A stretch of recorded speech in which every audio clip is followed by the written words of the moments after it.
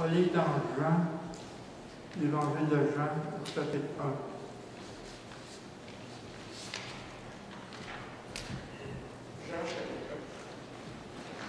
Le titre du message, c'est « La parole a été faite chair ».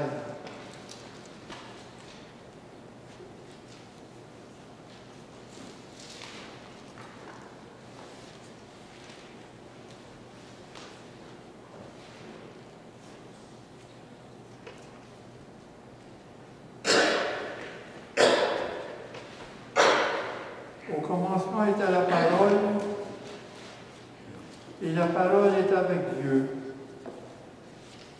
Elle était au commencement avec Dieu, et toutes choses ont été faites par elle. En elle était la vie, et la vie était la lumière des hommes. Juste au commencement, en quelques lignes, en quelques mots, vous avez toute l'équation. La parole, Dieu, la lumière. Vous avez l'équation juste là.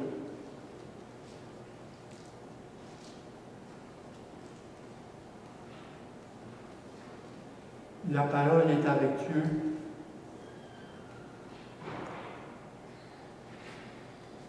Et la parole était la vie. Et la vie était la lumière des hommes.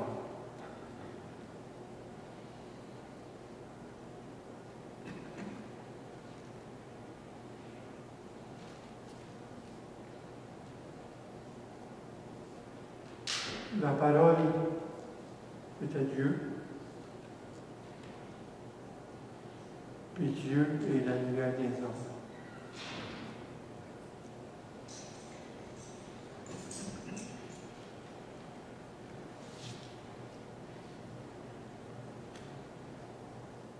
Quand on dit au commencement était la parole, commencement.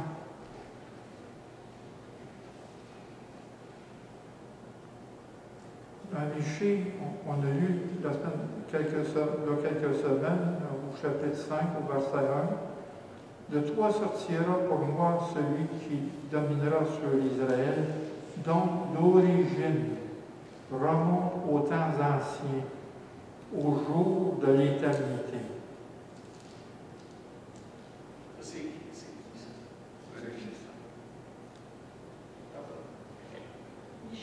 Puis Luc, ce que Jean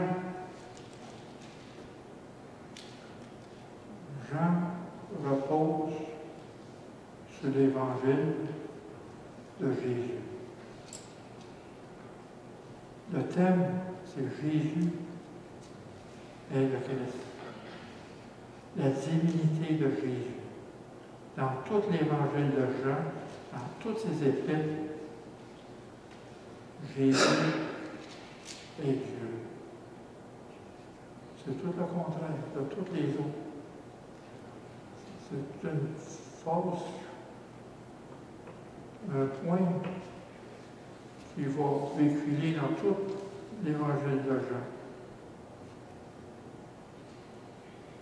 Tandis que Luc, son évangile, ça va être le Fils de l'homme, par la naissance de la femme. Mais ici, c'est que dans l'évangile de Jean, Jésus vient de Dieu. Mais Marie a été conçue par le Saint-Esprit. Et Luc a fait de l'Écriture, de la parole de Dieu, sa base de recherche exacte de toutes choses depuis leur origine, depuis le début.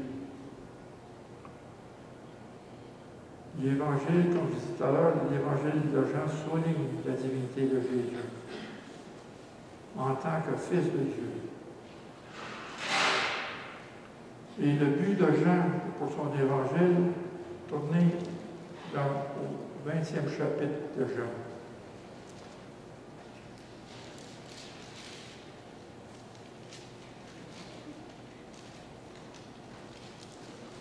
Au verset 31. Ça, c'est le but de son évangile.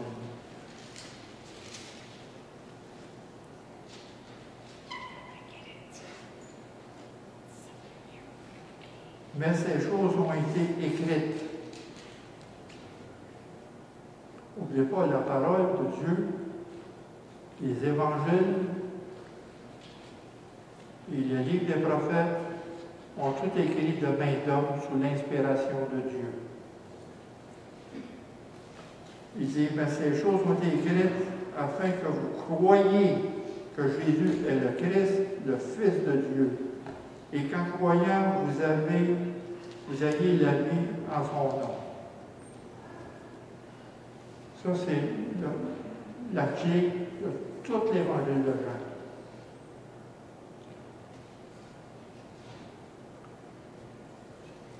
Christ est la parole de Dieu personnifiée, la parole qui s'est faite chair au verset 14.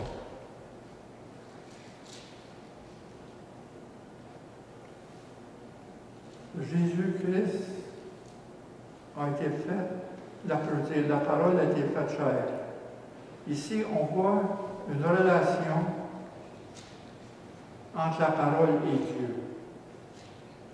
Quand on dit au commencement était la parole, et la parole est avec Dieu, et il est au commencement avec Dieu.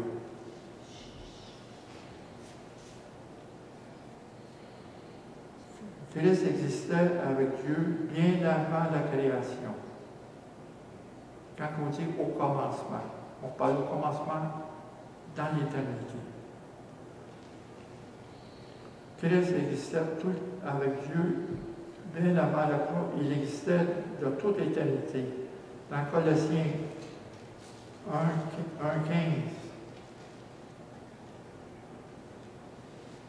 on dit qu'il est l'image de Dieu visible, le premier-né de toute la création, car en lui ont été créées toutes les choses qui sont dans les cieux et sur la terre, les visibles et les invisibles.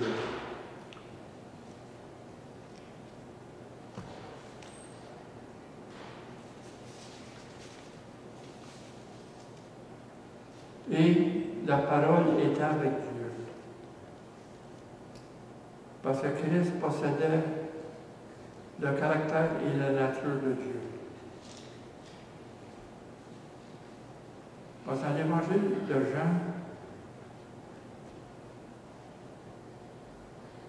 Jean met la Trinité au-dessus de toute chose. Le Père, le Fils et le Saint-Esprit.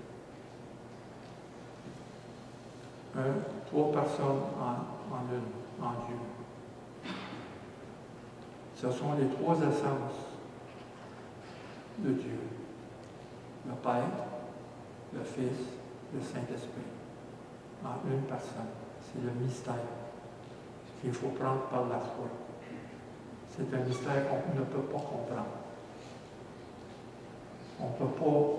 Il n'y a aucun logiciel qui peut expliquer ça. Il faut prendre ça tel quel. Autant, c'est ce que moi j'appelle une action en géométrie. Quelque chose de ne pas démontrer, qui n'est pas démontrable. Le plus court chemin entre deux points, c'est la ligne droite. C'est la base. Et la Trinité, c'est la base de tout. Qu'est-ce qu'on vient de lire au début, au commencement? Les deux premiers versets, c'est toute la base de la foi. Et là. Au commencement était la parole. Et la parole était avec Dieu. Et elle était au commencement avec Dieu. Et toutes choses étaient faites par elle. Car toutes choses ont été créées par lui et en lui. Et toutes choses subsistent en lui.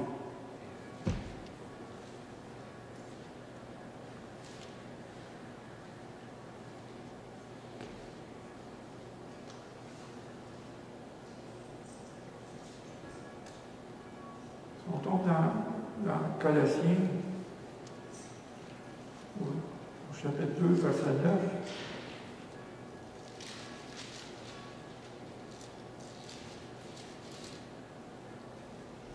Il dit bien, car en lui habite corporellement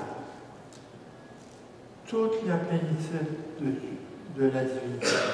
Corporellement. Jésus, c'est le Dieu fait homme. Corporellement, dans ce corps d'homme-là, il y a toute la plénitude de Dieu. Et au verset 10, vous avez tous pleinement en lui, qui est le chef de toute domination, de toute autorité. Nous avons la plénitude de Dieu en nous parce que Christ est en nous.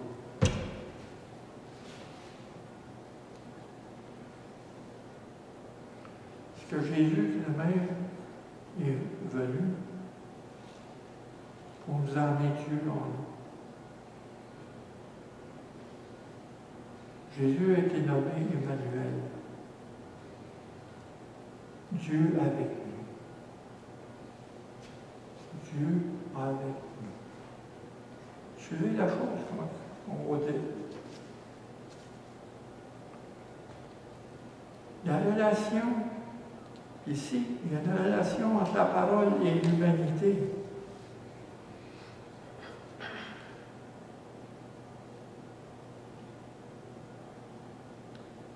Jésus, en Jésus, Dieu s'est fait homme. Emmanuel. Il a revêtu la même nature que l'être humain, sans cependant succomber au péché. Parce qu'on parle de l'incarnation. Le Dieu fait homme. Il s'est incarné en Jésus. Christ était là avec Dieu dès le commencement, avant la création. Christ a quitté le ciel, afin d'entrer dans les conditions humaines par la naissance humaine. C'est le mystère de la naissance de Jésus qui est expliqué là.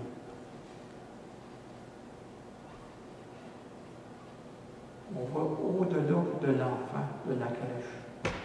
On voit un mystère, un miracle s'est accompli. Parce que Jésus est né par la volonté de Dieu, par l'Esprit, qui a conçu, et non pas par des voies humaines. Une relation entre une femme et un homme. Il n'y a aucune relation. La relation s'est faite avec Dieu, par son Esprit. Quand Marie a été annoncée, qui va donner naissance à Jésus, Marie était complètement débordée. Que cette petite personne-là était portée. Mais même Joseph a eu de la misère à comprendre. Jusqu'à temps que l'ange l'avertit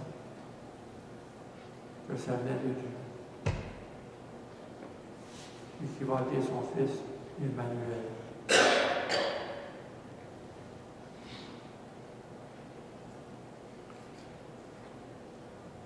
Emmanuel, Dieu avec nous. C'est qu'on voit dans Isaïe 7, 4 et Matthieu 1, 23.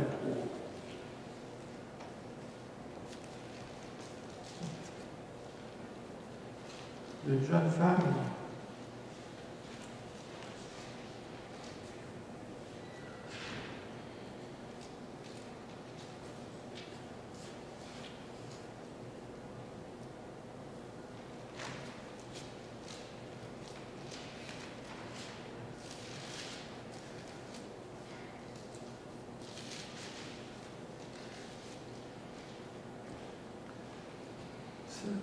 Isaïe 7, 14.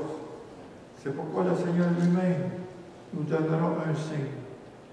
Voici, la jeune fille deviendra enceinte Elle enfantera un fils, et elle lui donnera le nom d'Emmanuel. Dieu avec nous.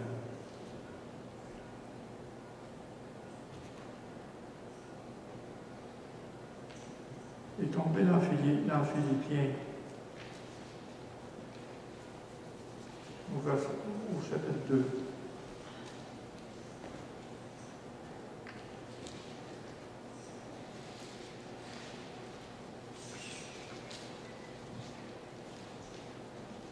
Au verset 6, 7, 8.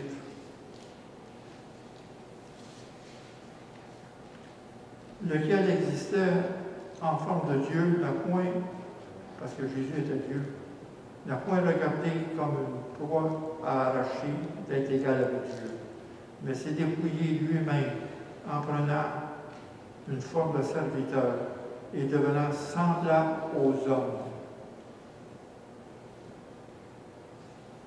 Et, ayant paru comme un simple homme, il s'est humilié lui-même,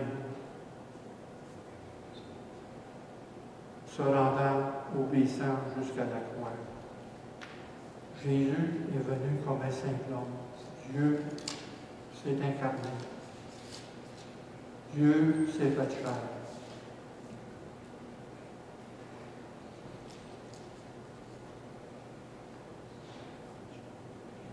Dieu, Christ a quitté le ciel pour venir vers nous. C'est Dieu qui est venu vers nous. Il est venu sur la terre habiter parmi nous. Il était plein de grâce, plein de vérité.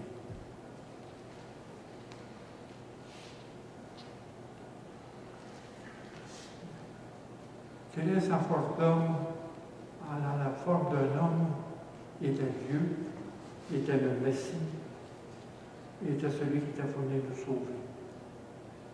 Il était la lumière des hommes. Et cette lumière-là était la vie.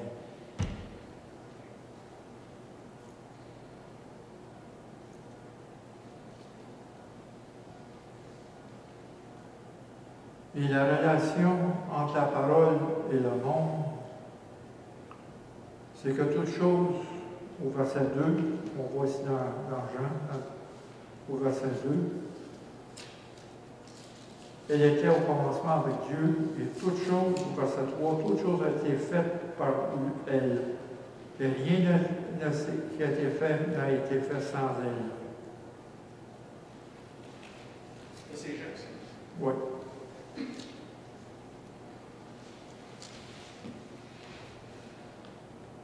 Et au verset 10, elle était dans le monde, et le monde a été fait par elle, et le monde ne l'a point connue.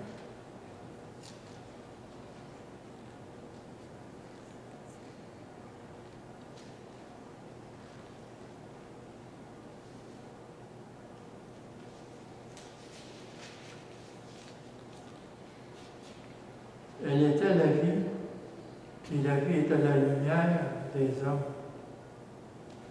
Verset 4. La vie véritable et authentique est incarnée en Jésus-Christ. La vie éternelle. La vérité est incarnée en Jésus.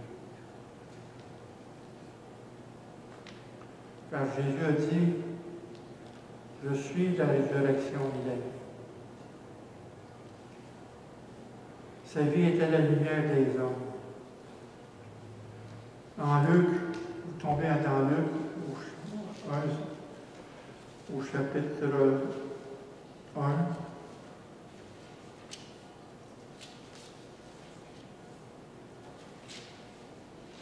au verset 18, 78 et 79.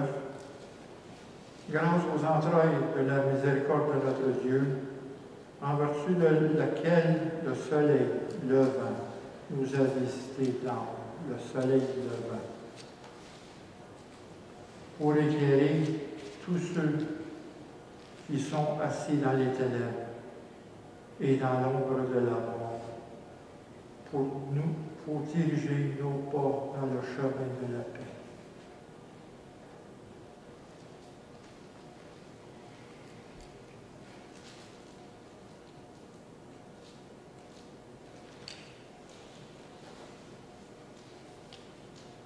Pour ça que dans Jésus est la lumière, et cette lumière était la vie.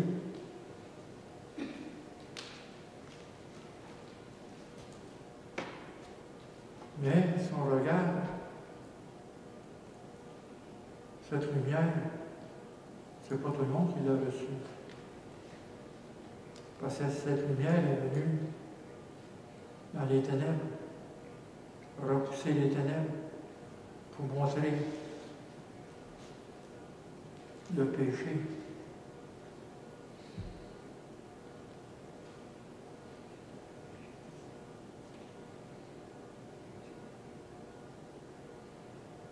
Dans le verset 14, dans l'évangile de Jean,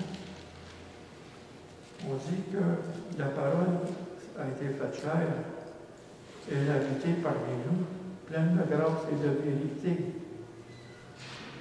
Et au verset 17, quand la loi a été donnée par Moïse, la grâce et la vérité sont venues par Jésus. Personne n'a vu Dieu. Le Fils unique qui est dans le sein du Père est celui qui l'a fait connaître. Parce que Jésus vient, le Fils unique qui est dans le sein du Père. Parce que Jésus vient du Père.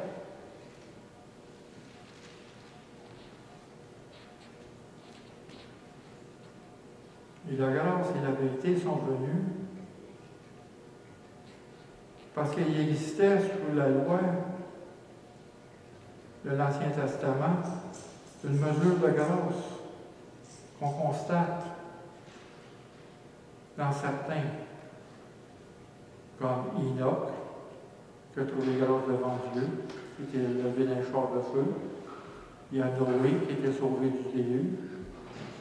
Et Abraham qui a eu des promesses. Abraham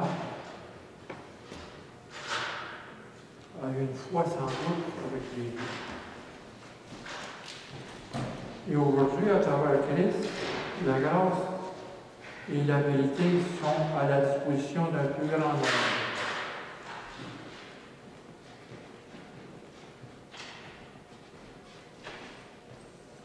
Tombez dans Romains 5.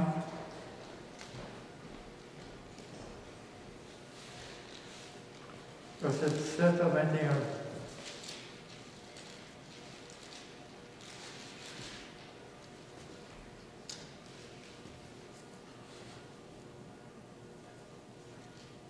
Si par l'offense d'un seul, la mort a régné par lui seul, à forte raison, ceux qui reçoivent l'abondance de la grâce et du don de la justice régnons dans la vie par Jésus-Christ lui seul.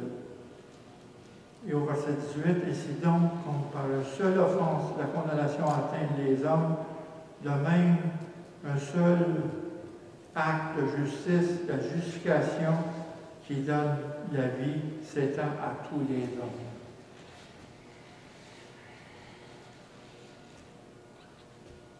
Donc, il dit en Jean, encore, il a habité parmi nous, pleine de grâce et de vérité. On parle de la vérité, c'est la parole. Jésus est la parole. Jésus est la vérité.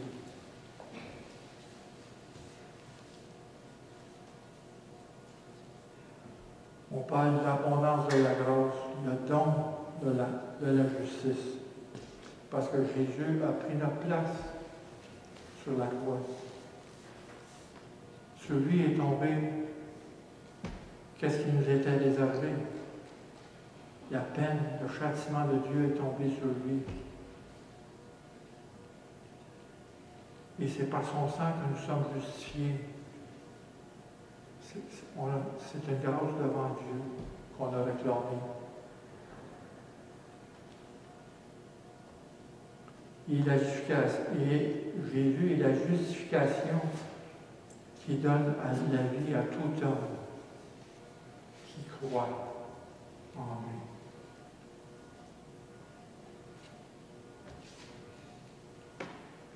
Quand on dit que dans Luc, le soleil levant nous a visités,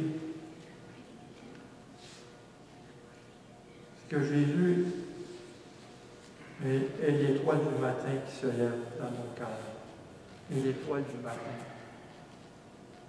Une lampe qui brille dans les lieux obscurs. Une lampe qui illumine nos cœurs. C'est la lumière.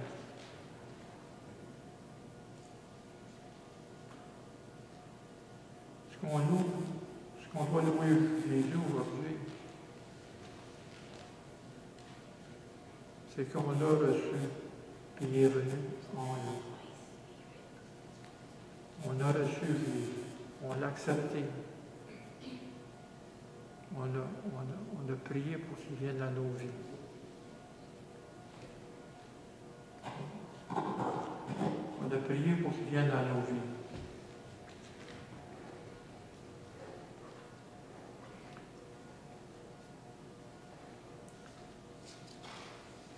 Je vais dans 2 Pierre 1, 9,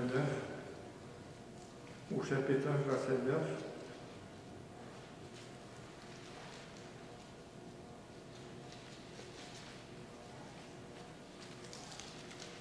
Verset 19, notez, 1 Pierre, chapitre 1, verset 19.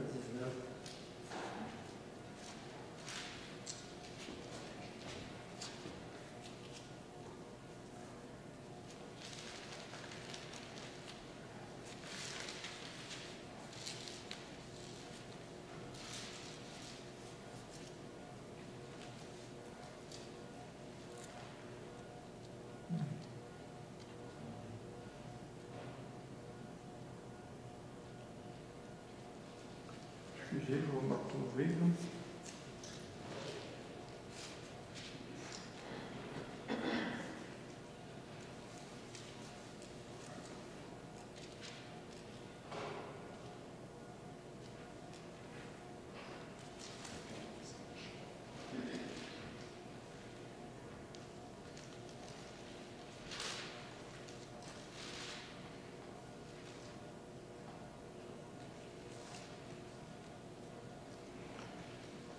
Pierre, excusez, c'est dans 2 Pierre, verset 1, chapitre 1.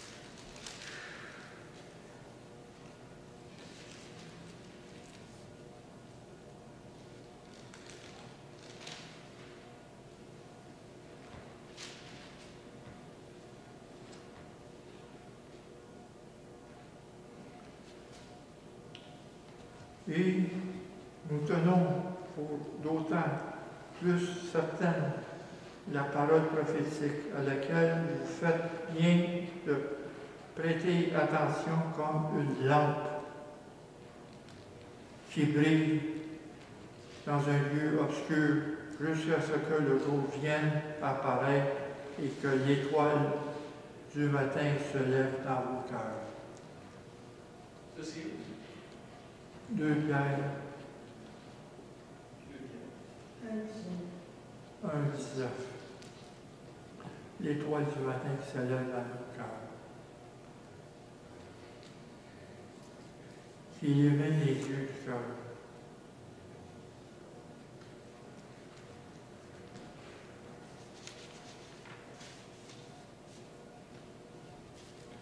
Il illumine parce que Jésus-Christ chasse les ténèbres et la tromperie en illuminant maintenant le chemin qui mène au ciel, qui conduit à Dieu. Et tous ceux qui suivent Jésus sont délivrés des ténèbres, du péché et du monde et de Satan. Parce que Jésus a dit dans Jean, verset 8-12. Je suis la lumière du monde. Et celui qui me suit ne marchera pas dans les ténèbres, mais il y aura en lui de la vie. Cette lumière vous apporte la vie.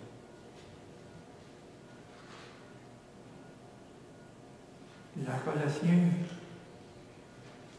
chapitre 1, verset 12, 13, il dit, rendez grâce au Père qui vous a rendu capable d'avoir part à l'héritage des saints dans la lumière. Nous avons part à la lumière, à l'héritage que Jésus nous a laissé. Et qui nous a délivrés de la puissance des ténèbres. Et qui nous a transportés dans le royaume de son Fils bien-aimé.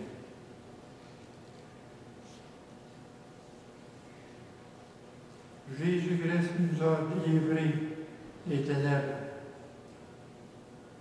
parce qu'il a illuminé nos cœurs. La vérité est la lumière de tous ceux qui l'ont reçue et à ceux qui croient. Au verset 12, dans l'Évangile de Jean, au chapitre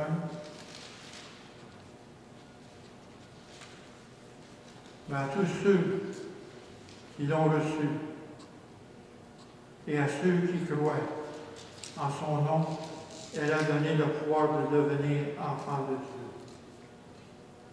Chapitre 1, quel verset? Jean. On retourne dans Jean.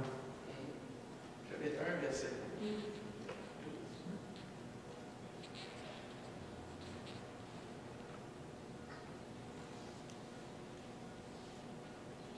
Si on commence au verset 10, il était dans le monde,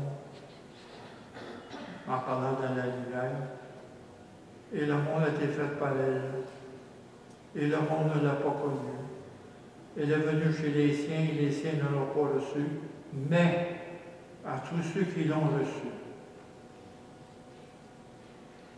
à ceux qui croient à son nom.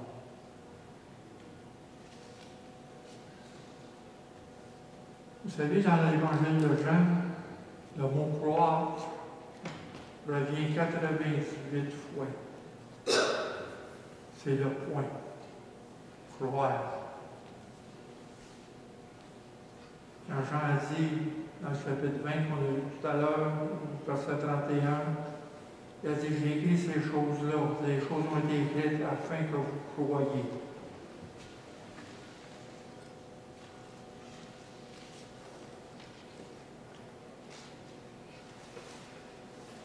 La vérité est la lumière de tous ceux qui l'ont reçue. La parole de Dieu est notre lumière. Qu'est-ce qu'on a ici entre les mains? C'est la parole de Dieu. C'est la lumière est avec vous dans vos mains.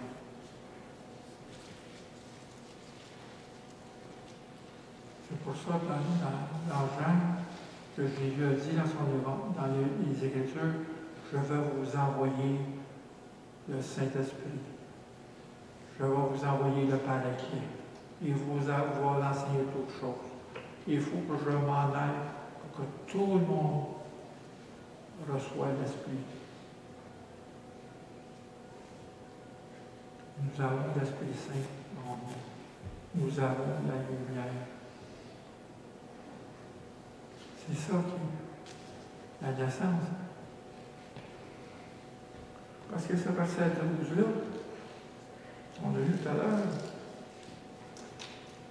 que je répète, à tous ceux qui l'ont reçu et à tous ceux qui croient en son nom, qui croient que Jésus est le Fils de Dieu.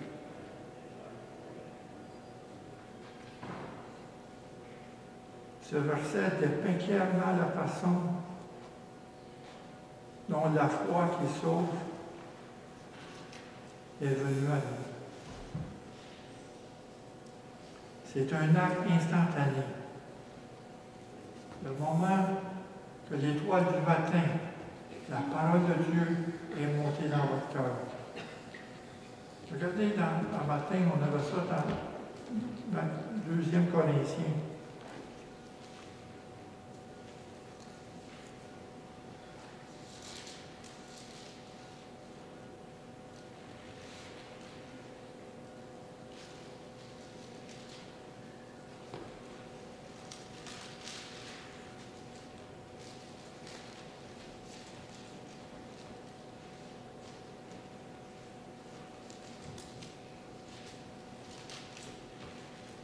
On va trouver.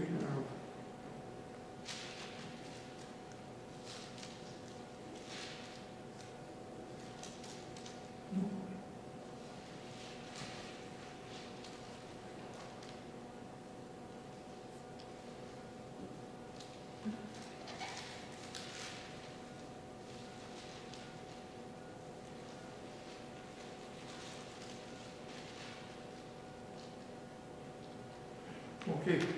Excusez, c'est dans 1 Corinthiens au chapitre 2, au verset 9.